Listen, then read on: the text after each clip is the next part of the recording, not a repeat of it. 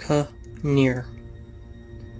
Founded in 1906 by Francis J. Plim, Kawneer is currently a manufacturer of architectural aluminum systems such as curtain walls, windows, doors, and frames.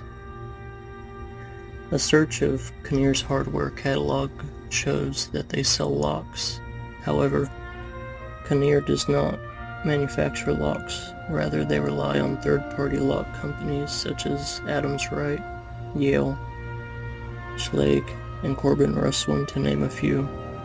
With this knowledge, we can infer based off the keyway that my lock is a Yale rebranded deadbolt, but one with a really cool story.